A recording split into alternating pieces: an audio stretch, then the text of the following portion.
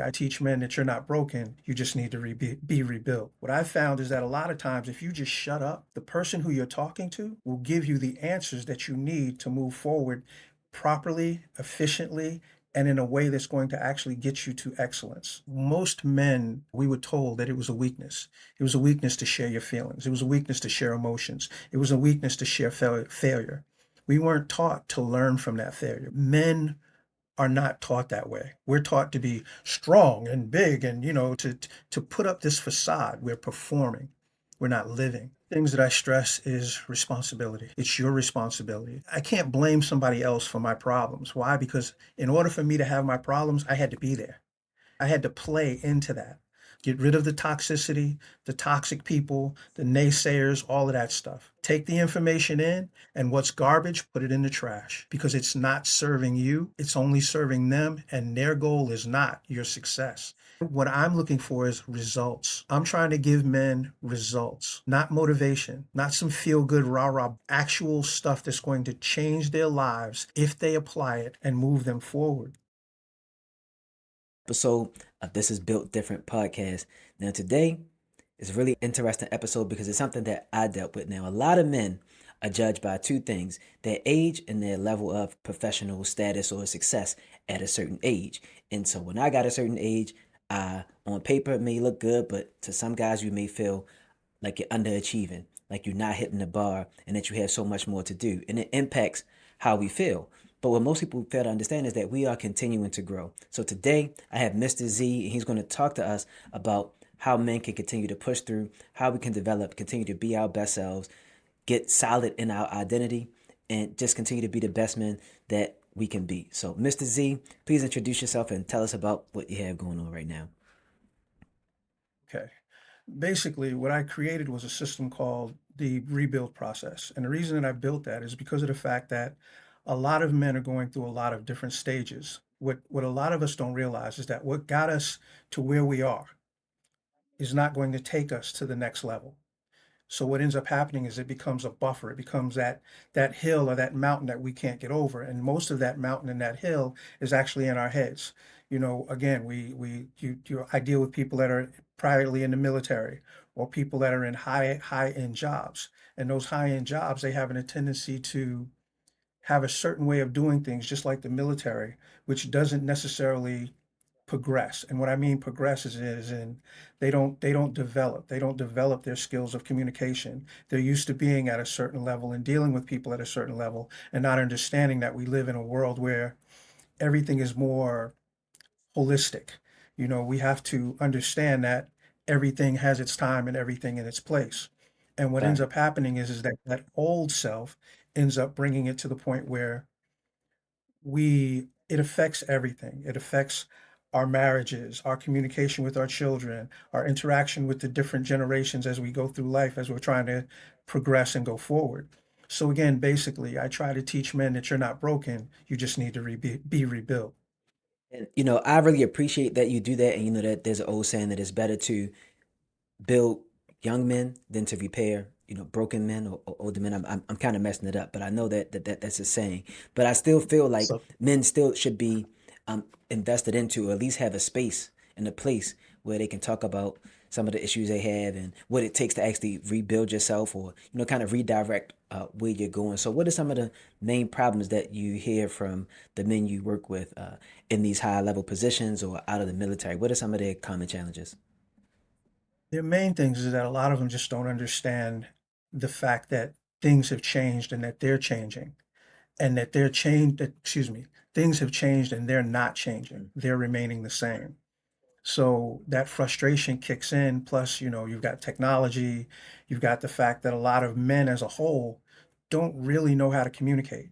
You know what I mean? Because all of that stuff was considered soft. Yes. So they didn't really work on their soft skills. They worked on their leadership skills.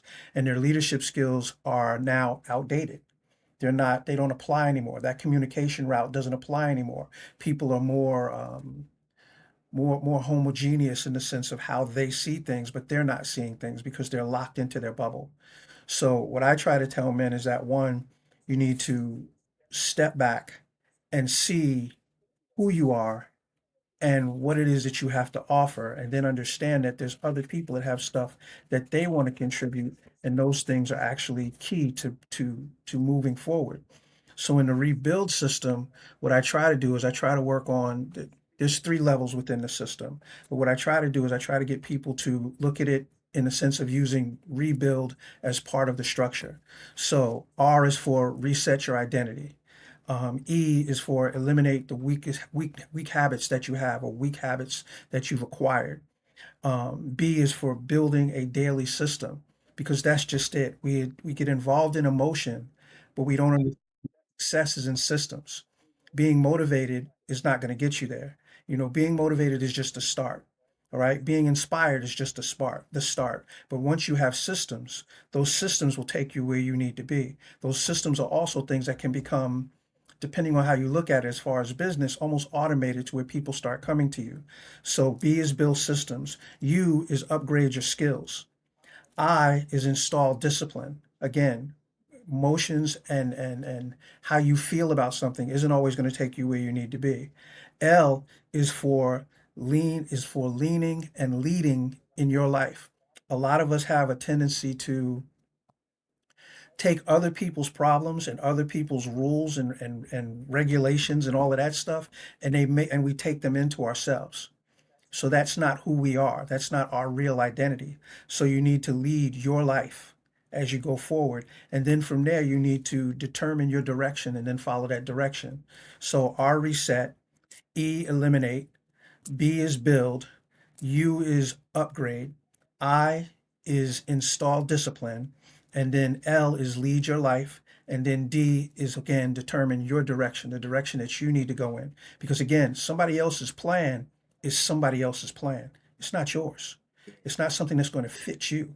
Yeah, Mrs. Z, I really appreciate Yes, you sir. as a guest because you got right into it, and that's what I'm talking about. We got to share these things so people can understand like what they can take away from it. So thank you for sharing that framework, and we just gonna unpack it a bit because you talked about a lot of things that I believe in and that I try to practice as well, or that I do practice. And one of those things was eliminating weak habits. So what are some of the top like? There's some weak habits that a lot of men go through, and I don't mean weak like I'm judging their character, but like some of the things that would prevent them from being able to lead and determine their own outcomes. Okay. One of the things is thinking that you know everything. Mm-hmm. Thinking that you know everything is the biggest problem in the world because if I've got a PhD on my wall. Mm-hmm. What does that mean? That means nothing. It means I have a piece of paper that was antiquated the day that I got it. Yep.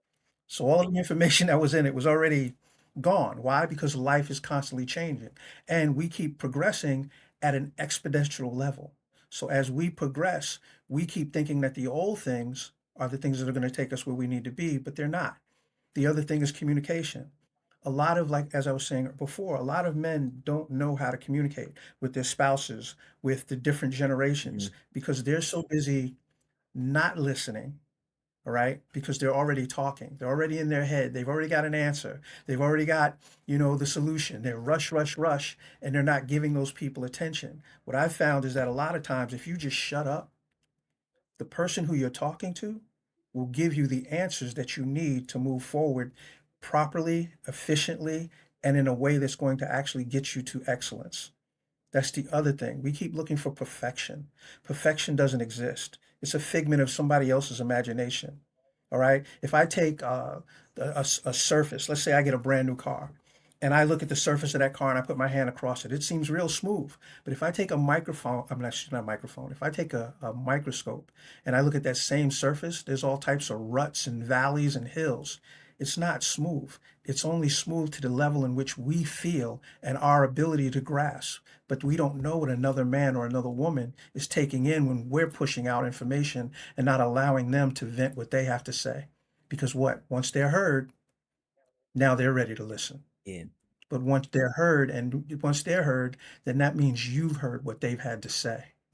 And now they feel appreciated. They feel as though you can help them with their problem or give them the answers. But again, like I said, a lot of times it's that we get in our own way Yeah. because we've already got a certain mindset that certain things are a certain way and they really aren't.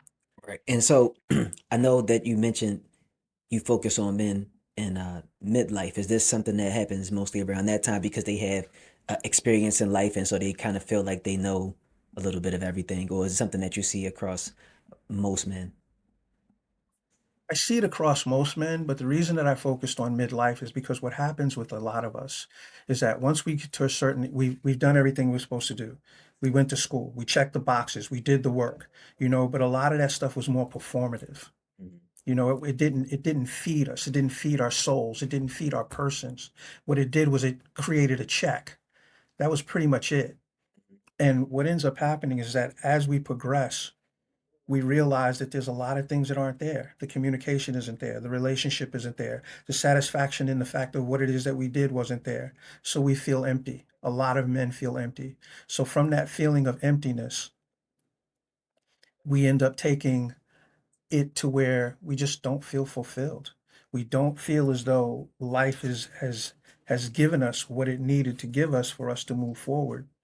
So what I try to do is I try to one, get men to understand that one, they're not broken. They've done everything that they were supposed to do, except what they've been doing is they've been performing. They haven't been living. They've been performing. And in that performance, it was somebody else's script. It wasn't their script. It wasn't their task. It was kind of like it was a mission that wasn't their mission.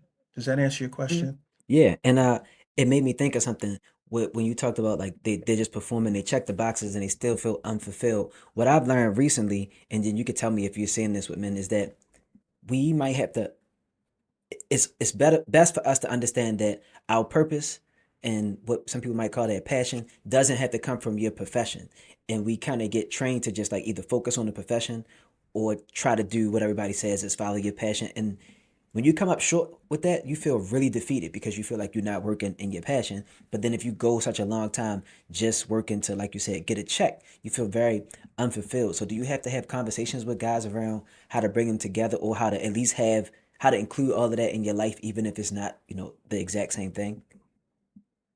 Yes. I have to talk to men a lot of times about the fact that they need to do things that are going to fulfill them. So it could be community, Mhm. it could be hobbies, it could be things that bring them joy. And then taking those things and finding a way to mold them to where those things are not only just your passion, but they're also things that fulfill you in other ways, as in financially, relationship wise, all of those different things. Again, what happens is a lot of us is that we're just constantly running the rat race. And by constantly running the right rat way, blah, blah, blah, I'm having a blurb or a non-talk here. Constantly running in the rat race, we constantly find out that the goals that we thought were our goals weren't our goals. The dreams that we thought were our dreams weren't our dreams. We constantly kept looking at the other side of the field and looking at the grass being greener on the other side, and then realized when we got there, it was astroturf. It wasn't grass. It wasn't real. So that constant disappointment, plus that a lot of men, once you get 40, you're getting older. And a lot of men are in transition. They're looking more towards what do I do to retire? What do I do to have money going forward? And a lot of them aren't prepared for that either. They may have had a job that was paying $500,000 a year, but they weren't really putting money away. All right. They were constantly living to that level. And what happens is that when they got to, what was it? There's a particular speaker that talks all the time about the law of the lid. And once they hit the law of the lid, they don't understand that they need to, again, get out of that jar. They need to go someplace else where they can rise, go someplace else where they are appreciated, go someplace else where they are feeling as though that what they're getting is what they're supposed to have. And that's the other thing. A lot of us have expectations about stuff that, again, aren't really based on fact. So what I try to do is I try to help people with cultivating a self-trust, so breaking free so that they can find what it is that they need for that external validation, for turning failure into opportunity. And I try to give them a step-by-step growth, step-by-step guide into how to do that, how to master the rebuild process for men journeying and recognizing their mastery, also unlocking the power of their awareness and a framework that's going to basically fit their particular reality, because that's the other thing. A lot of us, like, as I said before, we're not living our life. We're living somebody else's life. We're fulfilling somebody else's dreams. We're bringing somebody else's success and ignoring our own in our families, in our personal life, and in our work life. So one of the other things I try to do is give them little safety tips and examples that they can use to safeguard them and to help them to get to the next level in what they're doing. Because less also is more. A lot of people keep saying more, more, more, more, more, and then realizing that one day they've got a lot of junk that they don't like, they don't care about. And sometimes that's in their soul, in their spirits. Those same negativities, that same toxicity, all of that stuff is within them. So, again, I at one point I had 6 motorcycles. I can't ride 6 Right. motorcycles.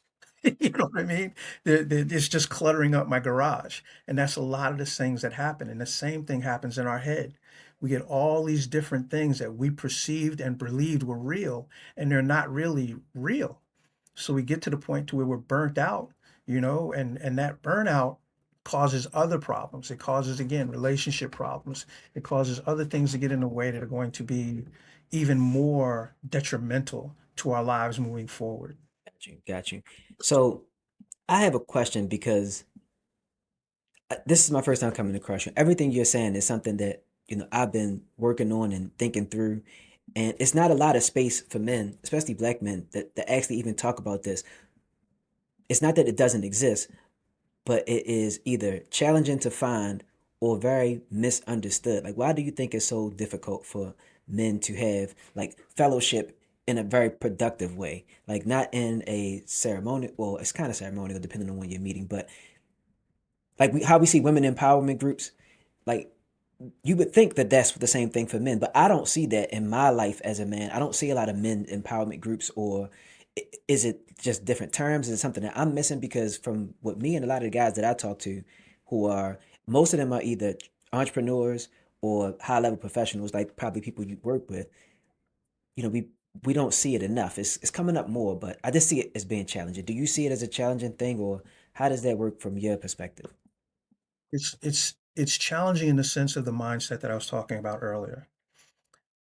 Most men, again, we were told that it was a weakness. It was a weakness to share your feelings. It was a weakness to share emotions. It was a weakness to share failure. We weren't taught to learn from that failure. We weren't taught to grow from that failure or that communication. So what happens with a lot of men, which is again why I created also the rebuild process, is because of the fact that originally when I created the system, it was going to be for men and women. And then I realized what you're saying right now is that if I put women in that room, there were a whole lot of conversations that weren't going to be said. Why? Because of that insecurity. All right. Because of the fact that you've got women, just like you've got men, that have a lot of toxicity rolling around in their head, a lot of daddy drama, mama drama, all of that stuff. And I'm talking about, their parents weren't there or what have you, especially actually in most communities. I was going to say one particular community, but it's in most communities. It's just that one particular community that we both know about Hmm. has had a lot of other unnecessary nonsense that they have to deal with every day, 24 hours a day, 7 days a week. So, coming back to what you were saying, men are not taught that way. We're taught to be strong and big and, to put up this facade. That's what I was talking about when I meant that we're performing. We're not living. So what I'm doing with the rebuild system is also I'm creating a Facebook page. And on that, what's going to happen is that once people get into the system, that's going to be something where only men can get in, and then they can interact with each other. They can network, they can talk about their problems, where other men can see that it's not a weakness. It's not, how can I put this? I'm also a martial artist. Okay. Okay. I've got like 7 black belts. Great, fantastic. But one of the things that I also do occasionally is I teach defensive taxes classes for law enforcement, different municipalities, things like that. And I always end up with some guy in there that's 6'3", 6'4", and he looks at me because I'm not exactly an imposing person. And he goes, "Well, that ain't gonna work on me." Yeah. And I go, "Listen, sir, it'll work, but let's go ahead and finish the program." And I go, "Well, when we have a break, I'll go ahead and we'll address the question that you have." And what always happens is that because he's made such a spectacle of whatever it is that we're doing, everybody else in the class, when we do take that break, stays. So I had one gentleman, this is kind of going off track, but it'll help you to get what I'm saying. I had one gentleman, his name was Corbin. He comes up to me. He goes, "Well, that ain't gonna work on me. That old mooshu, wooshu, schnitzel, snitch, snot, sneaky, schnicky, ain't gonna work." So I go, okay. So I take my forearm and I put it about 2, 3 inches from his chest. And I go, okay, all I'm gonna do is shift my arm. I'm just gonna shift my arm. All right. So my arm is like this. I'm just gonna do Okay. this, just this. And the guy looks at me and he goes, "That ain't gonna work." I hit this dude in his chest. Didn't pull it back, just from those 2, 3 inches from his body. I hit him so hard, he went down grabbing his chest. Later on, he said, "That little son of a bitch hit me so hard. If I'd have had my gun, I'd have shot him." He became one of the best advertisements I could ever That's have. good marketing. Why? Yeah. Correct, because all of those other men saw that. I ended up teaching their SWAT team after that. I had guys come to me privately, right? Their insert team, and saying, "Hey, could we train with you?" But again, the perception, the perception was, here's this big dude, here's this little dude, and what's this garbage he's talking about? But that practical application, and that's what we don't get as men. We don't see it in front of us. Again, think about it. It's just like a lot of the stuff that's going on right now in the world. Look around you and look at all of the people that have decided that because you're a certain race or you're a certain gender, all right, or you speak a certain language, you're other. It's a perception and it's a brainwashing that we've all taken in, and it's costing us all dearly.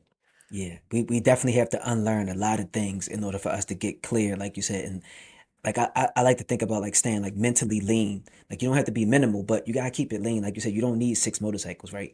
Some things you just don't need. But you just spoke about the Facebook group and even the men's group, like when you're training.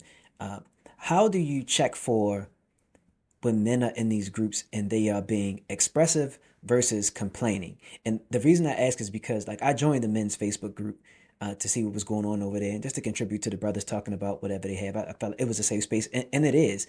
But I came up, I won't say I came up like rough and tough, but I'm a very, all this is selfish, so you could just diagnose me if you want.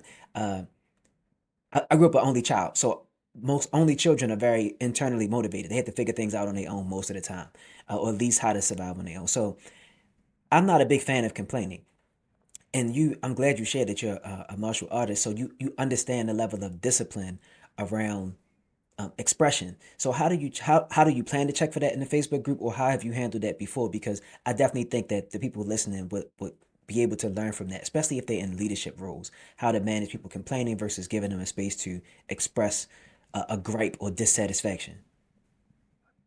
Things that I stress is responsibility. It's not anybody's fault that you feel the way that you feel or that you do things the way that you do them. It's your fault. It's your responsibility. You can't, I can't blame, I can't blame somebody else for my problems. Why? Because in order for me to have my problems, I had to be there. You know what I mean? I had to play into that. So what I do is I try to make sure that, one, I make people understand that you are responsible for whatever it is that comes out of your mouth and how you perceive things. Now, don't get me wrong. A fact is a fact. All right. But an alternative fact is not a fact. Okay. It's reality. So first off, one of the things that I'm really deep on is, one, responsibility, and two, taking ownership of who it is. So that's part of also the identity part of the course or the program. Because once you realize who you are, then you can make those corrections. Until a person realizes who they are, they can't make those corrections. And if I get somebody that isn't willing to progress and grow, then I have to tell them that they can't stay. They can't be here. Why? Because it's counterproductive. This isn't a pissing contest. This isn't, oh, well, I've got a Bentley and you've got a Ferrari. You know what I mean? Or I've got a freaking Bentley and you've got a hoopty. What the hell does that mean? It means absolutely nothing. It's a thing, it's material. What's in here is what matters. Some of the greatest men in the world never got any acknowledgement till after they were done. Some of the greatest artists in the world never got any acknowledgement until they were no longer with us. And then we also know that most of the history that's been professed to us or been shared with us is fictitious. They change the hue of the person, they change their deeds. You know, some of the people that we consider were heroes were freaking monsters. You know what I mean? They did some really heinous stuff. But cultures want to embody those people as being role models, and they weren't role models. You know what I mean? They were trying to get through life just like you were trying to get through life for their time. And at that time, what they did may have been somewhat acceptable. A lot of times that wasn't even acceptable, but they still moved forward, you know, and they left the legacy that they left wasn't who they were. Yeah, You know what I mean? If they were to meet themselves, they wouldn't be proud. got you, got you. And that's the other thing. A lot of us aren't, we don't honor ourselves. We don't take time for ourselves. And that's the other thing about men. And if we do take time for ourselves, it's a lot of toxicity. It's a lot of unnecessary nonsense that doesn't serve anybody, doesn't even serve us. It's a quick fix that fixes nothing. Early pain gives you a reward. Pain delayed becomes an illness, a sickness that eventually takes your life. Yeah, You know, I have there's a quote that I use and I kind of modified it. It's from Viktor Frankl. It's called Between Stimulus and Response, there's a space. In that space, we have a choice, the choice to choose our response. In that response can lie our joy, our happiness, and our future. Choose wisely. I tell that to people all the time. And when I used to be a program manager handling government contracts, I actually posted that on my front door. So before anybody came in my office with a problem, I'd go, "Did you read the sign?" And they go, "Yes, sir." And I go, "Okay, so what is it that you want to talk to me about?" Because that's the other thing. When you put your life in somebody else's hands, you have now given them your life. You have now given them your fate. You have now given them control over whether you succeed or fail. And that's another thing that people don't understand. Why can't I, if me and you have a problem, I need to talk to you. I can't talk to my friend down the street, some guy I met online, some whatever. I need to talk to you and make sure that what I believe and perceive as real is actually real. Because a lot of times it's all up here. It's not real. You know what I mean? Those goals, they weren't our goals. Those dreams, they weren't our dreams. And because of that, we end up finding out that we've basically given away our time in our life. I'm sorry, I started No, rambling. that was a great. I'm glad you brought up Viktor Frankl because like I like that book, man. Search for Meaning, but that nailed it because the more you complain or the more you absolve yourself from responsibility, you give up your life, you give up your control, your time, so and your energy. And so that was great. That was great. I really appreciate that. So many things was going through my mind when you was going through that. Also, if you are in a leadership position or you have a business, if you can outsource, you can outsource uh some of the teaching, right? Like you had it on your door. Like you don't have to keep repeating it. It's already on the door. And you don't have to take it as like it people won't take it so personal, right? Because they see there's a quote from somewhere else that makes them think that they're not being scolded, right? By being trained. So I think that that's great. That's another lesson that I was over here writing that down when you mentioned that, right? To having quotes and things like that. So let's talk. So for Built Different, we talk a lot about business, growing the business, how to apply the business, things that you've applied in your business. And so you spoke of some other positions you had, program manager.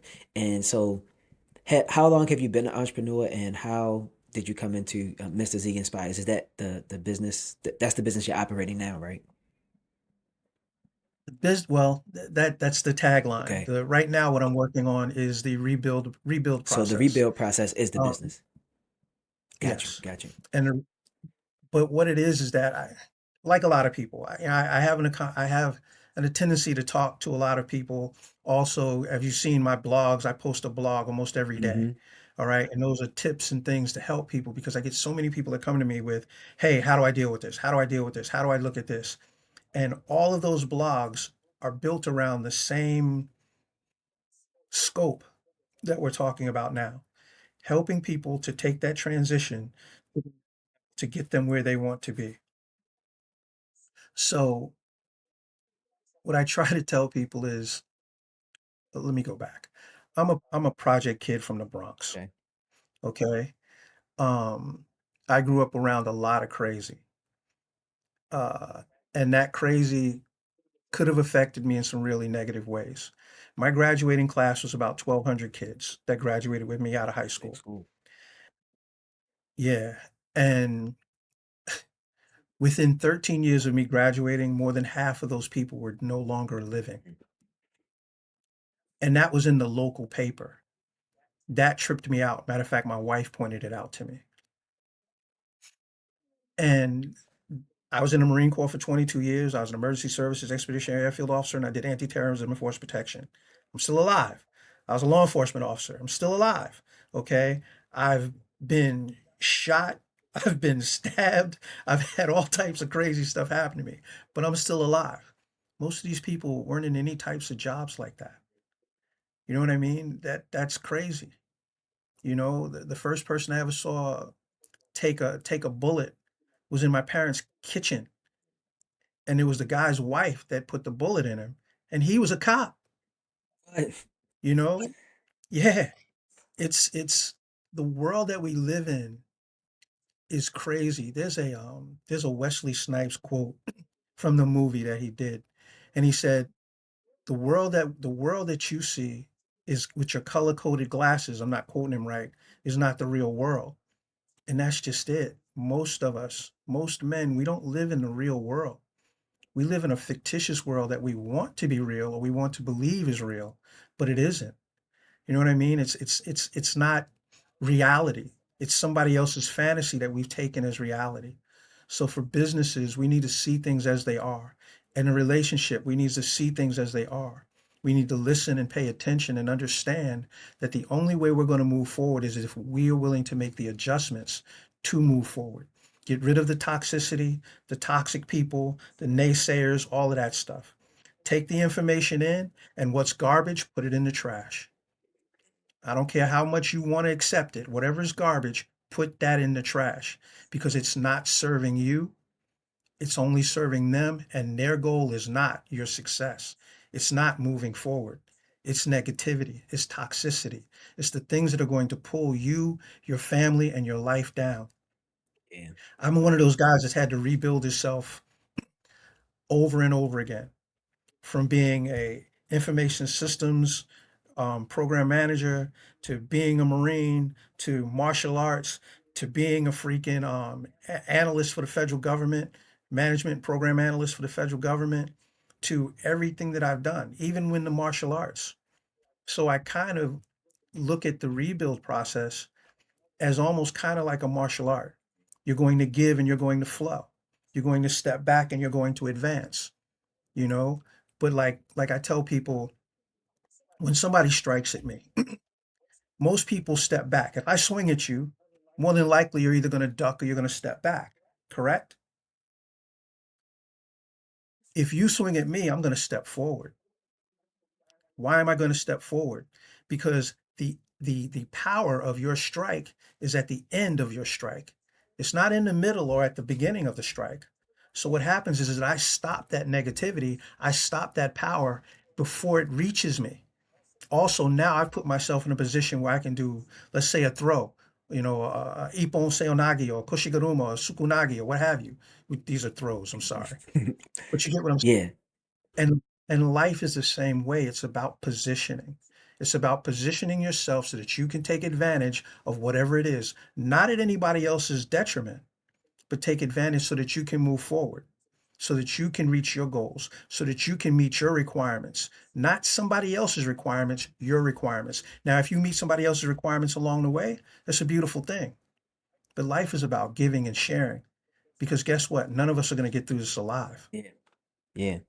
No, that was great, and I like that. Right, you stop the negativity from coming at you, and put yourself in position to counteract that, to respond, and to not basically take on the full impact of that negativity. So I think that's really, And you learn from yeah, it. yeah. Create a flow. And that's what you want to do in life. You want to create a flow. As you create flow, what happens? Things flow. If I if I have a lake that's got water in it, but there's no out, what happens? Eventually that lake becomes what? Stagnant. That water becomes toxic. Mhm. It's the same thing. be it in your mind, be it in your body, be it in your spirit. Yeah, I like that. So I did. I checked out your blog. I see that you post often, and now I get to hear a lot more about you and martial arts, and even about the rebuild system. How do you actually get clients? Because, and I mean this in a respectful way, because, 'cause I don't know if I'm saying this right, but this seems like a very strong and effective alternative to just therapy, right? Some people probably need therapy, but the rebuild program seems like something that people could use for personal development. So, how do you actually attract clients? Like, where do you, share this type of info other than your blog? I share my stuff on YouTube. Okay. I have a YouTube page, which is Mr. Z Inspires on YouTube. And there's a lot of like those videos go out and they give, again, some of the same points that I'm giving, but again, more succinct, Hmm. right? I share my stuff on Instagram. I sometimes get clients from actually other clients and from corporations. So, like I've taught for Google, General Dynamics, Franciscan Mission Service. I've taught their people. Um, all different kinds of ways that people reach out to me. But again, and LinkedIn. LinkedIn is another one that's actually been a pretty good source because of the fact that again, LinkedIn is business oriented. Yeah. So a lot of people end up picking up from that once they get past some other things. Yeah. And those other things have nothing to do with me. Right. Right. You know, so again, it's all about, trying to share the message as much as possible and trying to get out there. What I'm trying to also work on is systems to where the systems that I have are more automated, but also understanding that I think right now we're in what you would call an AI bubble. And I'm not sure if the bubble's ever going to burst, but there's some crazy out there. You know what I mean?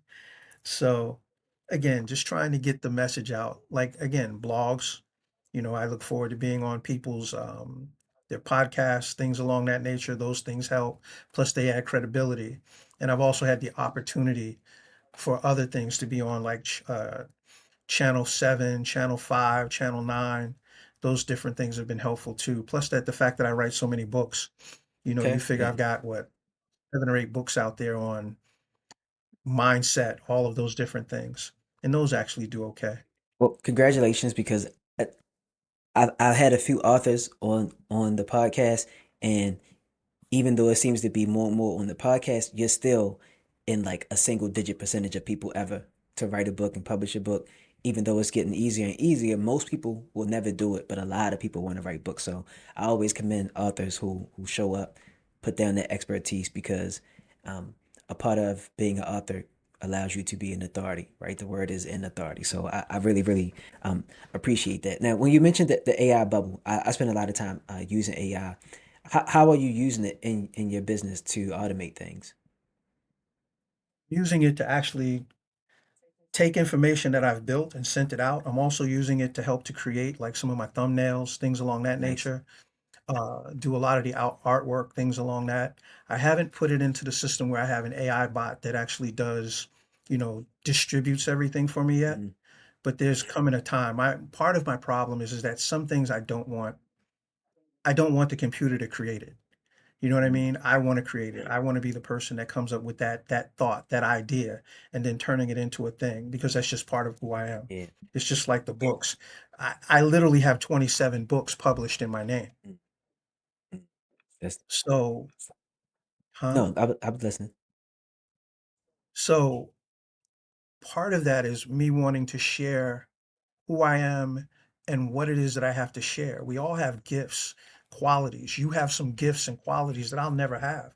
But if I can bring you in, then guess what? Now I've kind of co-opted some of your quality. I've kind of co-opted some of your skills, some of your talents, so that now those things can not only benefit me, but they can benefit other people. And then sharing that information, that's the other thing. Um, Technology is great in sharing information. The problem is that a lot of the information that's shared is worthless. Yeah, I would agree. It's bait. It's clickbait. It has no substance. It sounds good, but it's entertainment. It's not education. And then even with the education, if you don't act on it, what's that thing? If I've got a library full of books, but I don't read any of them, I might as well be illiterate. Mhm. It's the same principle. And the same thing with AI. A lot of us consume a lot of data, but we don't. embrace that data. We don't use that data, or we don't look for data that's actually going to benefit us Yeah. or benefit the people that we care about or our communities. Yeah, I agree. I think that you got to spend some time processing and then going to produce your own stuff. You can't rely on uh, the computer or to AI to create a lot of the things like what you're talking about. So I think that's a really good way to think about it. I definitely agree. I think AI is underutilized when it comes to distribution, and but you still want to Mm. leave space for you to do the creation, right? It can help you along the way, but some thoughts are original thoughts. It's never going to have better original thoughts than us, right? Because I we are agree. the original thinkers, but it can distribute way faster and sharper than we can, and that's where it's a good partner in our businesses. Yeah, it gets to the point. Yeah, you're right. Well, it's just like I have a series of fiction books. Tolatoshi Mhm. my fiction guy, and this is off topic. I'm just rambling. Tolatoshi came about because I had a dream about some figure, and I couldn't figure out what it was, but I had a name in my head. Mhm. So I looked the name up, right? Now, Tolatoshi, when you hear it, you think of something Japanese, right? Yeah. Look, I mean, Tokoloshi, sorry. Tokoloshi is actually African, Mhm. and it was an African spirit and trickster that used to go after wrongdoers. That's what excuse me, Tokoloshi was. And what I did was I turned Tokoloshi into a black superhero that goes after people that have done wrongs to people of African American descent. And that became it was a goof. I looked it up because I didn't even know I spelled the word wrong when I put it in the system. But when I put it in the system, it came up with what it was in the right spelling. Like that. And I created there's literally I think there's now 6 books in the Tokoloshi series. And there's also a lot of black history in there because as you know, a lot of African American history is being erased or removed. Mhm. Also, what is it that they say? If you don't want somebody to learn something, put In it the in a book. book. Yep. So, okay, the people that do want to learn something that are going to read, I put it in the book. And then what I did was I actually put actual real history within the story. So there's multiple things that may talk about the Buffalo Soldiers or the Mofford Point Marines or other things that have happened to black people throughout history. And again, Tokoloshi is just remembering this, or these are things that his grandfather told him, or stuff like that. Just I'm No, rambling, I but listen. I appreciate it, and this is going to be the part where we just have some fun in the podcast, right? So, all right. So you brought up Tokaloshi. You write fiction, but you also got Spider Man right there. You got cars, things right there. You can't see mine, but there's a cars thing right here. That red teddy bear thing over there. That's a cars edition figure. So let's just talk about that. Like you definitely have not just eclectic taste, but you have good taste. You got sharp taste, right? So did you always read comic books? Because I see that in the background, and it just made me smile because I still watch anime, watch cartoons, just to stay youthful and keep my mind vibrant. I agree. Trust me, I'd rather watch anime than watch the news. Trust me, I Yeah, understand, dude. Dude, I've got freaking Lost in Space stuff. I've got Star Wars. I've got Star Wars figures that are like 4 feet tall. man, man, you in the game. Um, I say I can grab them. But anyway, what else?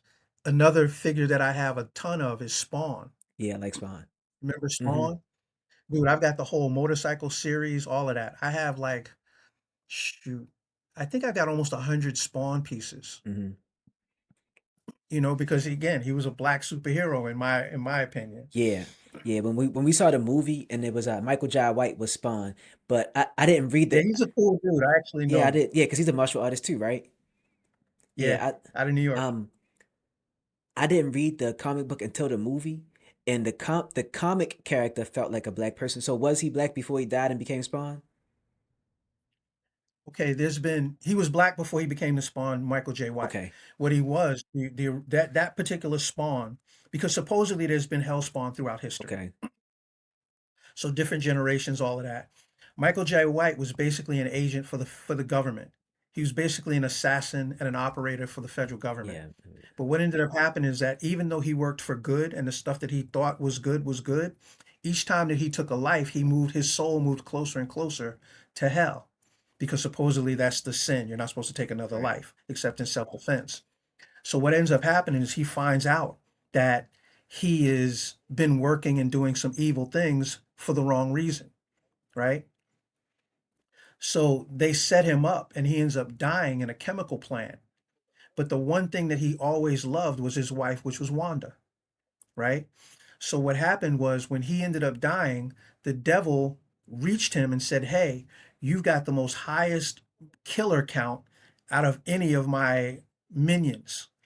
I want you to be a general in hell's army." And that's when he makes him a hellspawn with the promise that when he goes back to Earth or to the world that we know, he'll be able to get he'll be able to reunite with Wanda. But what he doesn't know is that what seemed to him like a few minutes in hell was actually a lifetime on the planet. So when he gets back, freaking Wanda has remarried, she's got a baby, all this stuff, and then he finds out later on that the baby was his, all this other stuff, but the baby, I forgot the baby's name, but he goes through this whole metamorphosis, and what ends up happening is that in the end he becomes a an avenger for good. He ends up working for the God, you might as well say. Okay. So If that, I'm no, sorry, I kind of no, that rambled helps. again. So let's do this. Let's bring it into the pod and the lessons that people can learn. Can you give me one lesson? I'm gonna share one lesson, and then you can share a lesson from any other the anime or the fiction or anything that you read, because I think that'd be helpful. Some people like I read a lot of nonfiction business books and biographies, and then I watch anime, and I do read some comics. So one of my favorite is Baki. So Baki the Grappler, for anybody that wants to look up the manga. So uh, he's the son of the strongest man on the planet, martial artist, right? And it's on Netflix too if you want to check it out. So he has the potential. He can't beat his dad yet, but he can beat pretty much everybody else.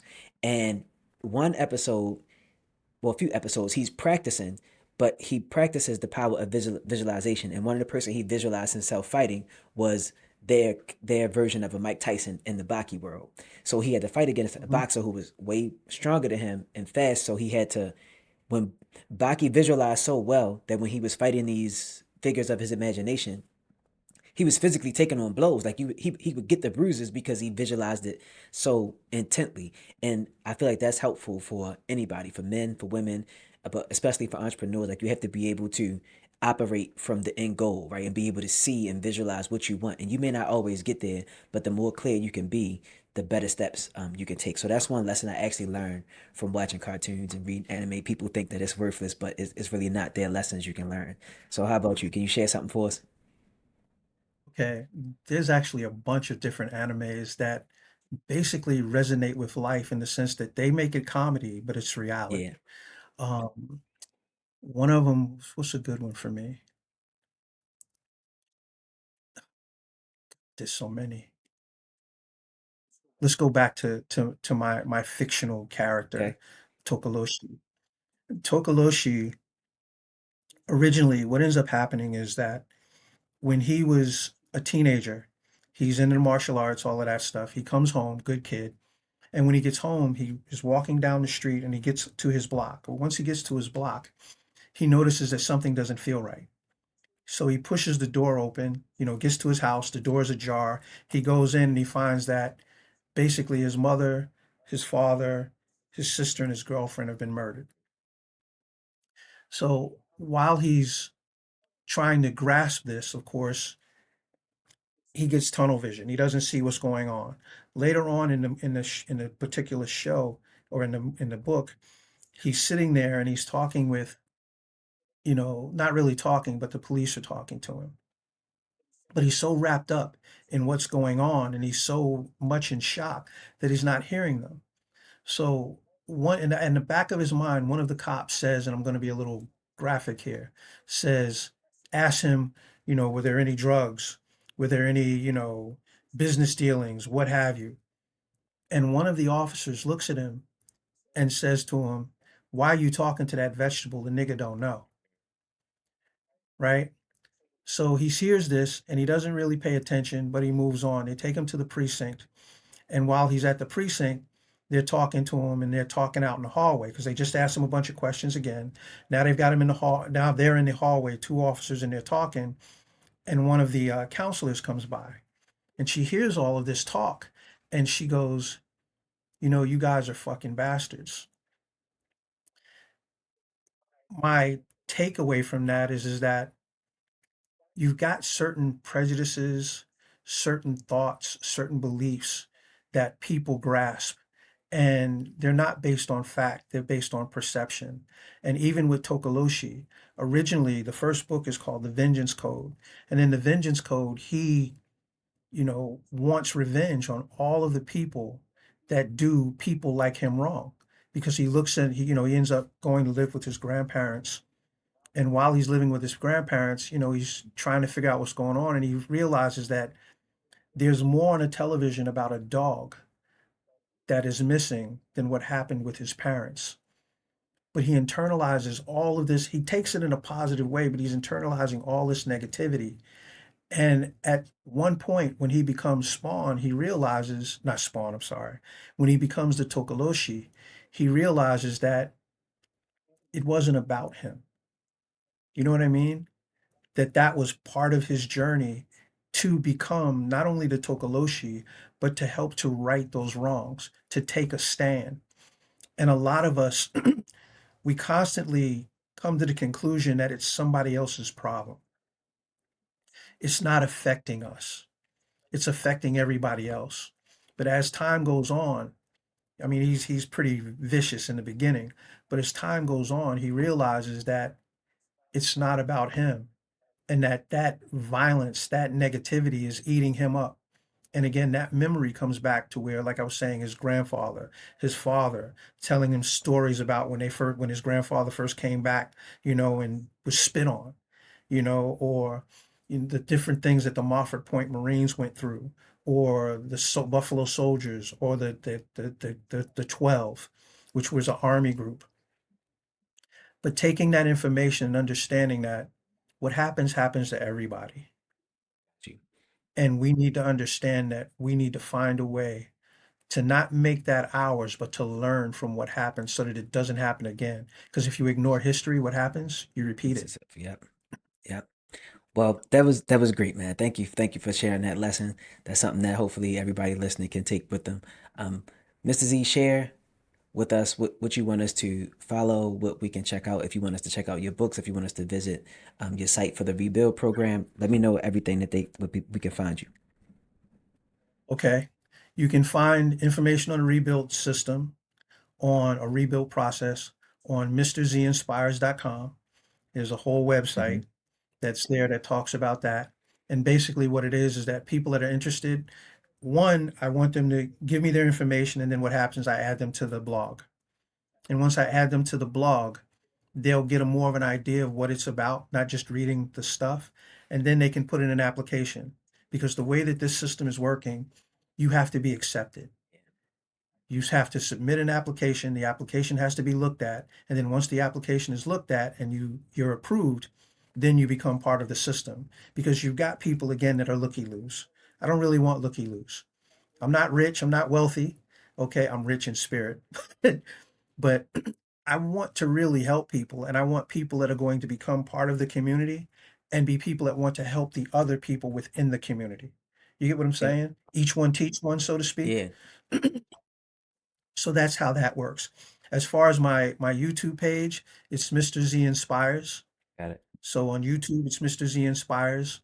My books are under actually my real name, which is Zurriane A. Bennett.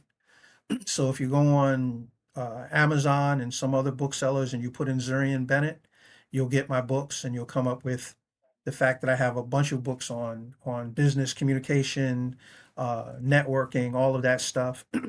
Matter of fact, one of my books that's in there, all of the networking stuff came from. You ever heard of Ivan Meisner?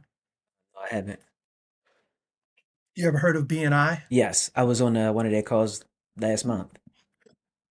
BNI is the largest networking organization in the world. Yep. Ivan Meisner sold it a couple of years ago. I actually had interviews with him. Great guy. And one of the things that he told me that I thought was really deep, and I don't know if you'll hear it regardless because I'm going to speak it. Ivan Meisner created one of the largest networking organizations in the world. He had no intention on creating a networking organization. All he did was share the stuff that he was doing with other people because he needed to eat. He was trying to feed his family. And in that process, a couple of people said, "Hey, this would be a great networking opportunity. Do you mind if we go ahead and start doing that?" And that grew into BNI. Yeah. I mean, I've met him, his wife Beth, all of that stuff. So this guy was, I mean, BNI was generating something like $1 billion regularly, Yeah. and they're all over the world. But that was from a man just trying to feed his family. He said he's not that, he said, "Z, I'm not that smart. I'm not that bright." He said it was some other people's vision after they saw what became BNI, because it wasn't even BNI then. He said that's what made it BNI. You know, I used to do a podcast, which used to be kind of crazy. I used to have like 60, I think I had 67,000 listeners, but I had no interest in it. And it grew. I would have people calling from other countries. So I'm assuming that you're going to grow to be far, far exceed that. But and it was live. So I would have people call in and ask my guests questions, like a Jack Canfield or an Ivan Meisner. Ivan and his wife had been on my show like 5 times, and that added again credibility. But again, we were sharing information that was useful. So I'm sorry, I got off track again. So www.mrzinspires. YouTube again is also Mr. Z Inspires. Okay. And LinkedIn, Zurriane Bennett. Got you. I'm on there. You can find me there. And then my books. Most of my books are on Amazon. Mhm. And there's a series. There's business books. There's fictions. I even have a fiction that I wrote for women that's actually doing pretty well. It's called The Woman in Black. That's 2 books now. Eventually it'll be 3. I'm waiting to see how much feedback I get. So far, that's been good. But a lot of people, I mean, again, you just don't know, man. You don't know what's going to resonate with people. I had a guy, we were coming from New York, me and the wife, and I get a phone call from this guy out of Massachusetts. He calls me up because my phone number is on there. He goes, "Hey, how you doing?" I'm like, "I'm fine. How are you?" He goes, "Hey, I read the book." I was like, "You read the book? What book?" "The book you wrote." I said, "I've written a bunch of books, sir. What book?" He goes, "The Tokaloshi, Kokakoshi, whatever." I said, "Okay." So he goes, "I got questions." Because first I said, "Did you like the book?" He said, "I loved it." He's like, "I got questions." His questions were about a lot of the history that was in the book because he just never heard of it. He had never seen it before. So he ended up going back because I guess he wanted to prove me a liar. And he started researching some of the little stories that are in there. And he was like, "Man, I never knew any of this stuff happened." You know, he wrote me a really great review on on Amazon. That's what's up. Matter of fact, it's probably the longest I've ever seen. But yeah, yeah, it's You never know until you share it with the it's all world, good. right? Yeah, and again, you need to write that book because Hmm. I see you do quite a few things too. Yeah. Yeah. I'm working And on it, again, man. you leave a legacy if nothing else. Patience and perseverance, sir. I appreciate that. Patience and perseverance. I appreciate that. What Well, was I saying before? Between stimulus and response? Between stimulus and response, there is that space. yep. But anyway, Well, Mr. we Z, need to keep it real. yeah, it was great. It was great having you. You shared a lot. I think you're going to help a lot of the men who listen here and anybody else who wants to learn from anime, fiction, writing books. They just learned a lot from us. So I really appreciate having you. And I'll make sure Family day, right? I link everything to everything you gave me in the description for this episode. Roger that. Again, sir, I greatly appreciate your time. And I also looked at some of the questions that you posted not too long ago. I believe it was on LinkedIn. And that caused me to start thinking. And it made me literally write out 7 pages Wow. of stuff, believe it or not, just from looking at what you said in your prompts. Because I was like, okay, let me look at this. Next thing I knew, I had like 7 pages of content. And And that's probably where I spent most of my time. Huh? thank you for sharing that because that was the reason why we write and why we share, right? Just like you said, you shared the book, somebody called you. I shared that post and you took some action and it led to you writing. So that's the energy that you got to share. So thank you. Thank you for letting me know that. I appreciate that. That's a great way to close, man. Rob, You see the smile on my face. That made me happy knowing that it helped somebody else. So thanks a lot, Mr. Z. thank you for the 7 pages. Yeah. My wife didn't appreciate it. She's like, "What are you doing?" I was like, "Well, The brother that I'm supposed to be on his podcast, he put out this thing and he asked some questions. So I looked at the questions and I was like, I don't need a score, but I need to understand what the concept was. So what it actually ended up doing, all jokes aside, was it ended up making me tweak one of the things that it did was it just as an added thing was part of the stuff that's now on the website is generated from some of the things that you ended up saying that I had to think about when I actually posted the website. So I not regurgitated, I took what you said, looked at it in the mindset of what it is that I'm trying to deliver and the message that I'm trying to convey.